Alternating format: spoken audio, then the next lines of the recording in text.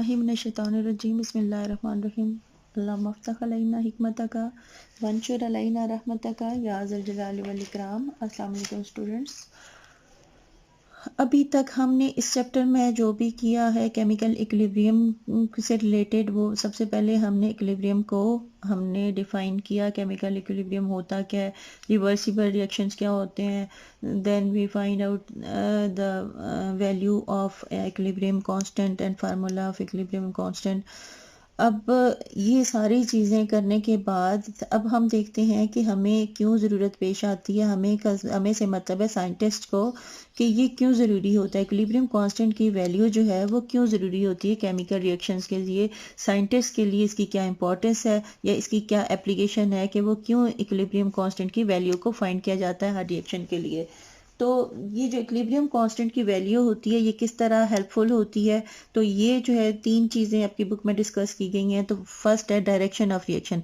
जब भी chemical reaction होता है, आप देखें एक फ्लास्क में आप डालते हैं, आप उसमें कोई भी रिएक्टेंट डालते हैं, एग्जांपल हम लेते हैं हाइड्रोजन और आयोडीन की। जब हाइड्रोजन और आयोडीन डाल देते हैं, उसका जो है क्लोज कर देते हैं सिस्टम, यानी उसको कार्क लगा देते हैं फ्लास्क की नेक पे, तो फिर आप देख के उसको बता सकते हैं कि ये जो है ये फॉरवर्ड रिएक्शन हो रहा है या इसमें रिवर्स रिएक्शन होता है। कभी भी नहीं, ऐसा नहीं होता।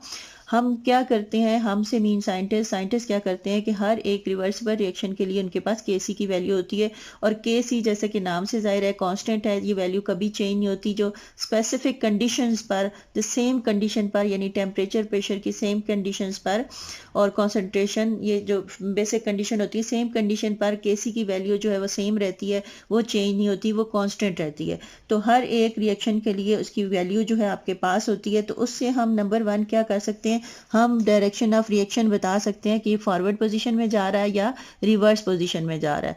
कैसे बता सकते हैं, आइए इसको डिस्कस करते हैं। फ़र्ज़ करें हमारे पास कोई भी रिएक्शन है, मैंने आपको एग्जांपल किसकी दी थी, हाइड्रोजन की और आयोडीन की एग्जांपल दी। हमने इसको फ्लास्क में डाला, क्लोज किया सिस्टम को, तो हमारे पास ये रिएक्शन जो है वो स्टार्ट हो गया।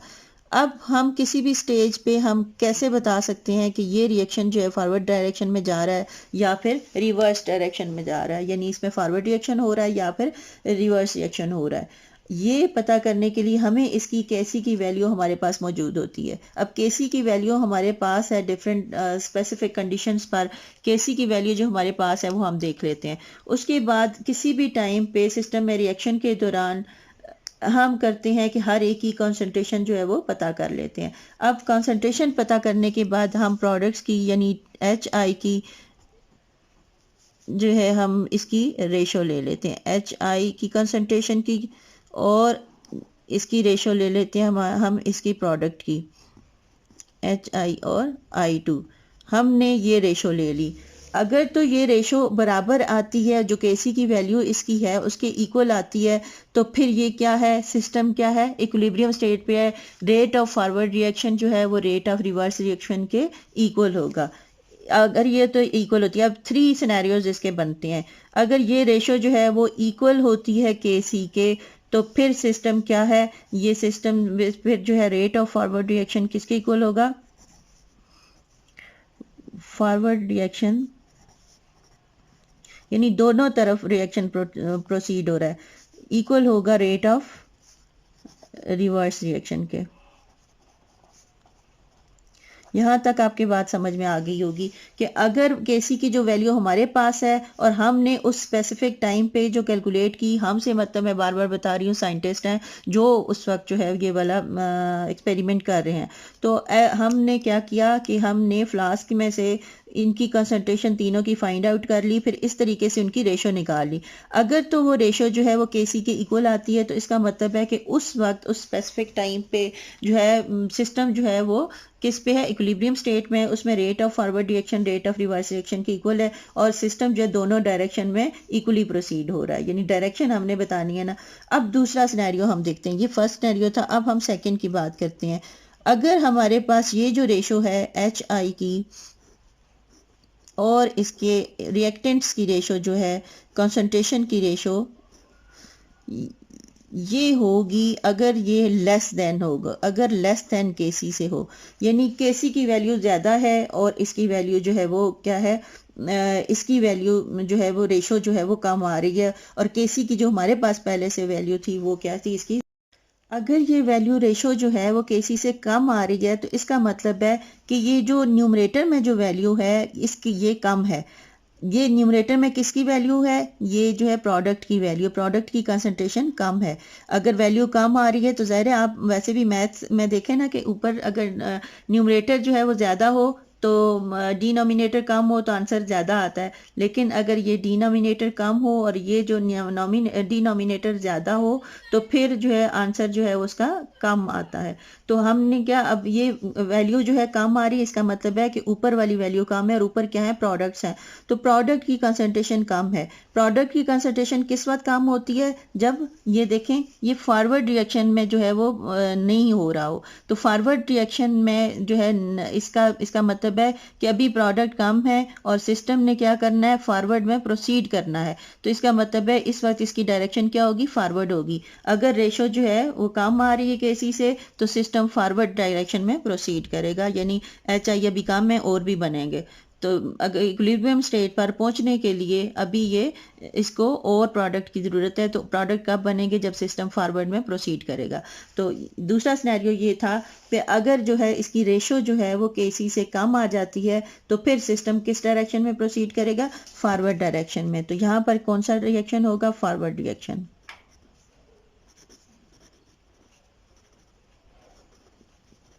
अब थर्ड सिनेरियो पे बात करते हैं इसकी। तीसरा सिनेरियो क्या बनता है कि जब ये वाली रेशो जो है एच आई है हमारे पास और ये है H2 और I2, अगर ये वाली वैल्यू जो है ये केसी से बड़ी हो जाए, यानी बड़ी वैल्यू कब आती है, जब ऊपर वाली वैल्यू ज़्यादा और नीचे वाली कम हो, यानी न्यूमरेटर जो है वो बहुत ज़्यादा है और डिनोमिनेटर कम है, तो इसलिए वैल्यू हमारे पास क्या आ रही है, ज़्यादा आ रही है। तो अब हमारे पास क्या है, रिएक्टेंट्स कम है, एच आई और आई टू और I2 क्या है, रिएक्टेंट्स है। अब हमारे पास रिएक्टेंट कम है, तो रिएक्टेंट को बढ़ाने के लिए कौन से डायरेक्शन में जाएगा ये, यानी ये रिवर्स रिएक्शन होगा ये, क्योंकि हमारे पास ये अभी रिएक्टेंट्स कम है। तो रिएक्टेंट्स को बढ़ाने के लिए यहाँ पर जो रिएक्शन होगा वो कौन सा होगा, रिवर्स रिएक्शन। तो ये हमने केसी की वैल्यू हमारे पास थी, तो इससे हमने क्या किया, इसकी डायरेक्शन, किसी भी रिएक्शन की हम डायरेक्शन इस तरह फाइंड आउट कर सकते हैं। अगर हमारे पास केसी की वैल्यू हो तो उसके साथ फिर हम कंपेयर करते हैं प्रोडक्ट की कंसंट्रेशन और जो रिएक्टेंट की कंसंट्रेशन है उनकी रेशो को कंपेयर करते हैं। अगर रेशो इक्वल है हमारे पास केसी की वैल्यू के तो फिर रेट वो इक्विलिब्रियम स्टेट में है, रेट ऑफ रिवर्स और डायरेक्शन में और फॉरवर्ड डायरेक्शन दोनों में इक्वली प्रोसीड हो रहा है। तो अगर जो है वो इस रेशो जो है वो कम आती है केसी से तो फिर रिएक्शन फॉरवर्ड में होगा क्योंकि प्रोडक्ट कम है। अगर जो है इसकी वैल्यू ज़्यादा है, इसका मतलब प्रोडक्ट ज़्यादा है और रिएक्टेंट्स कम है, तो फिर ये रिवर्स रिएक्शन होगा, तो इसकी डायरेक्शन क्या होगी, रिवर्स होगी। जो चीज़ यहाँ पे हमें पता चलती है केसी की वैल्यू से वो है extent of reaction. Extent of reaction का ये मतलब है कि रिएक्शन जो है वो कितना प्रोसीड हो चुका है और कितना रहता है, यानी कितना कहाँ तक पहुँचा है और किस कंडीशन में है।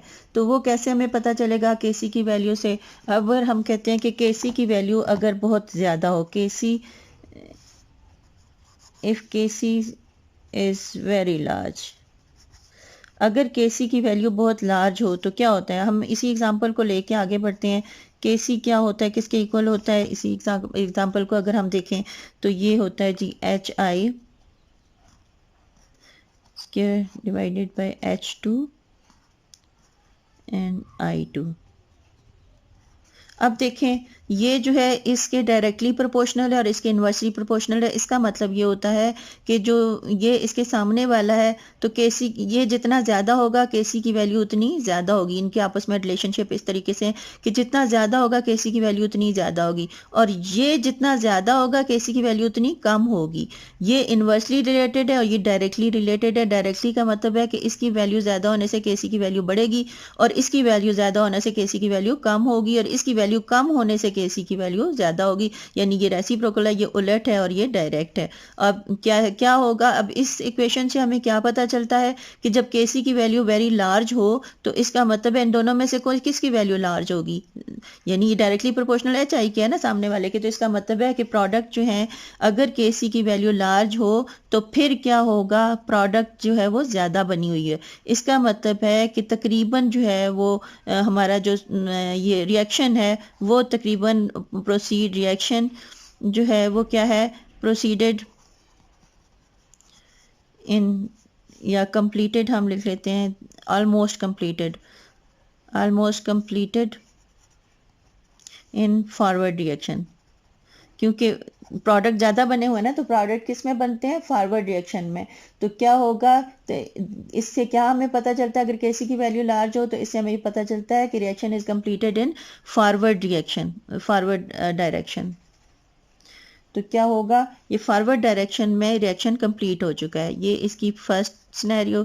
अगर सेकंड हम देखें, इफ के सी वैल्यू इज वेरी स्मॉल, अगर केसी की वैल्यू बहुत ही कम होगी तो फिर क्या होगा, केसी की वैल्यू कम होगी तो क्या होगी, इसकी वैल्यू भी कम होगी, यानी केसी की वैल्यू कम है तो इसकी वैल्यू कम होगी और इसकी ज़्यादा होगी। तो ये इसी तरह रिलेटेड है कि केसी की वैल्यू अगर ज़्यादा है तो ये ज़्यादा है, अगर केसी की वैल्यू कम है तो ये भी कम है। तो ये इसके साथ रेसिप्रोकल, केसी की वैल्यू ज़्यादा होगी तो ये कम होगा, केसी की वैल्यू कम होगी तो ये ज़्यादा होगा। तो अगर केसी की वैल्यू बहुत कम है तो इसका मतलब है कि एच आई यानी प्रोडक्ट बहुत कम है और रिएक्टेंट जो है वो बहुत ज़्यादा है। अगर रिएक्टेंट ज़्यादा हैं तो इससे हम क्या बता सकते हैं, क्या प्रिडिक्ट कर सकते हैं कि केसी की वैल्यू अगर स्मॉल आ रही है किसी भी रिएक्शन में, तो इसका ये मतलब होता है that the reaction does not proceed appreciably in the forward reaction. तो क्या है कि अगर स्मॉल हो तो फिर क्या है, रिएक्शन doesn't proceed appreciably, यानी ज़्यादा नहीं है, appreciably in forward direction।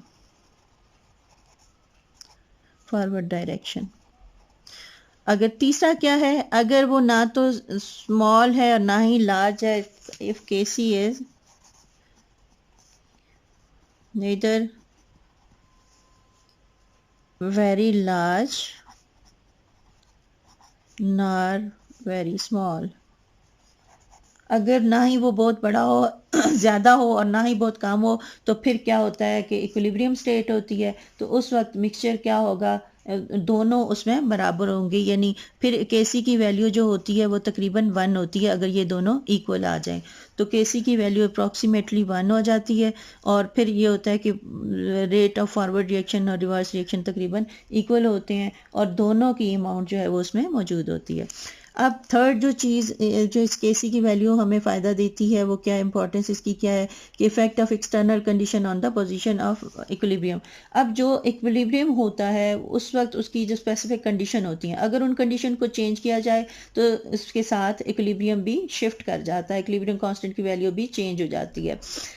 तो अगर इसकी जो कंडीशन है वो क्या क्या चेंज करने से इस पर असर पड़ता है, प्रेशर, टेम्परेचर और कंसंट्रेशन ऑफ द रिएक्टेंट्स।